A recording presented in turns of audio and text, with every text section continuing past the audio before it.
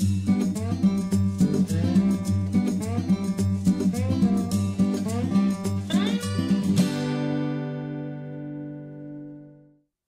I'm Todd Clippinger, and welcome to the American Craftsman Workshop.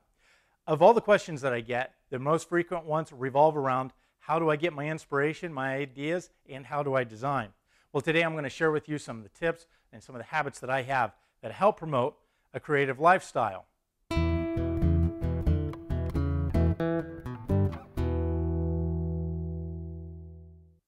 The first thing that I suggest that you do, and it's something that I do myself, is to get out and just explore. And that can be as simple as going for a walk. Go for a walk out or a bike ride in the neighborhoods that you're used to seeing every day, but you just whiz by in your car as you go from work to home or to the grocery store. What you're going to find is a lot of times you're going to discover there's a lot of details and neat things within the architecture of the homes and the buildings that we just take for granted every day. So rediscover the buildings in your area and take note of a lot of the details in the architecture, because a lot of those can be applied to furniture. Furniture is simply small architecture. Another way that you can really expose yourself to a lot more is to go to a parade of homes or a heritage home tour. The parade of homes typically are new homes, and the heritage home tours, of course, are older homes that have been rehabbed. Now, Rita and I tend to like and favor the heritage home tours. We find that actually with the old homes, there's a lot more unique, creative ideas expressed in the old homes as they're redone. But whether you do a parade of homes or heritage home tour, something that's really important that you're going to be exercising is understanding space and dimensions. If you're in these different environments, if you do the tours and you're going to be in all these different environments, you're going to be allowed to see pieces of furniture, large and small, within a given space.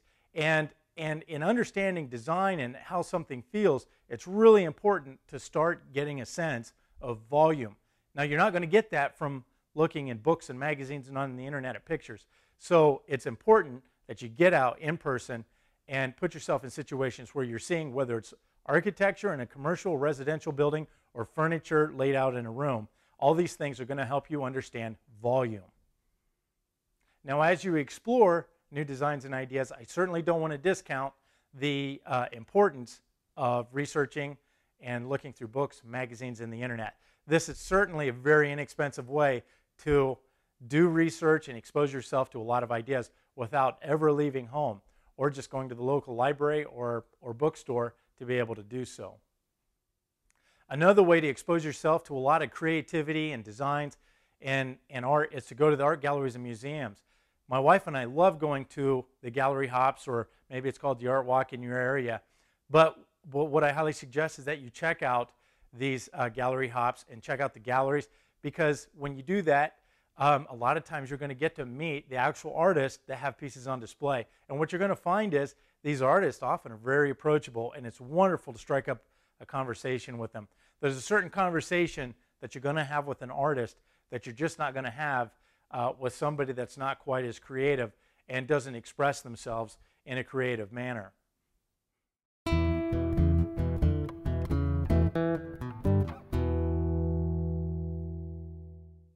Now, this leads to my next great point, which is make connections with other artists. Now, I know that the first natural tendency is to gravitate towards like-minded individuals and people that work in the same medium as you do. For me, it's wood. I'm a furniture maker. So woodworkers, furniture makers, these are the people that I gravitate to first. But over time, I've made connections with a lot of other artists in other mediums. And one of my favorite is actually metal artists and craftsmen, because metal and wood goes together like peanut butter and jelly. So I've made some really good friends with metal artisans, and actually I've got to collaborate with them. And I'm going to tell you something, no pun intended, but the sparks fly when we get together and start doing a lot of design and troubleshooting designs and mechanics of a design to put something together. So there's a lot of creativity and a lot of influence that's going to go on between the disciplines that the other disciplines that maybe you aren't strong in. So I highly encourage you to connect with other artists. And you know, me being a furniture maker, I also have found that even painters and photographers greatly influence my vision for what furniture can be. A lot of their work, you know, what you find actually is it's all related, because everybody that's an artist is expressing themselves, and they're utilizing the same basic tools, only in their own medium. We're all exercising balance, proportions, form, color, texture, contrast. All of these things we're drawing on. And actually, what you find is from each personality, each individual is expressing themselves through that medium. So I think you're going to be, inspired, and a lot of ideas sparked in ways that you never thought of if you hook up with artists from other mediums. And I highly appreciate all the relationships that I've developed with these other artists.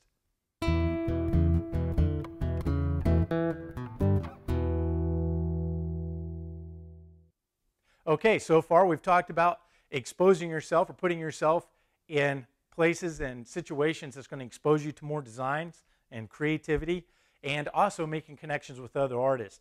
So at this point, you know, ideas are starting to flow and you're seeing things. So what are you going to do? Well, you need to start recording that. And the first thing that I suggest is take pictures. You know, the great thing with smartphones, and even if you don't have a smartphone, most phones today, if you carry one, like most of us do now, they have the ability to take pictures. I also carry a point and shoot camera with me in my work van. And sometimes I'll pull over and go capture pictures of something that I just happen to see, and I just need to capture that. And guess what, guys? Don't get hung up in trying to do great architectural photography or great photography. Just get a snapshot for reference. And if you can, get a couple different angles, because what you see from the front and what you see from the sides are going to be two different things and may strike you differently as you use them for reference photos. Now let's talk about drawing. You know, sketching, you're going to have a sketchbook. And when you get an idea, you have something, what I recommend is first just throw down a real rough sketch.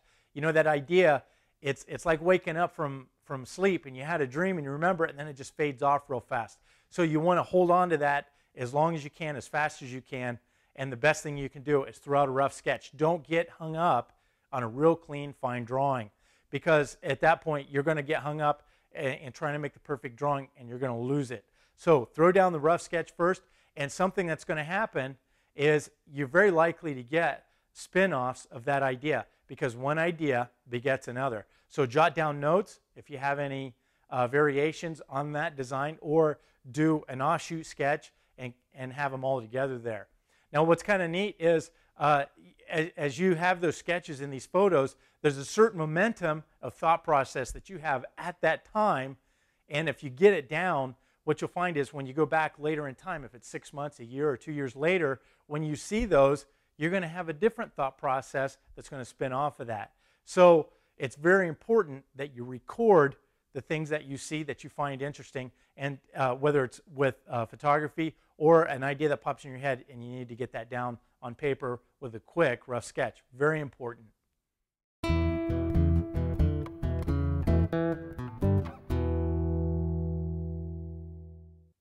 Okay, so here's a question for you. How does a Japanese torii gate turn into a stairwell barrier?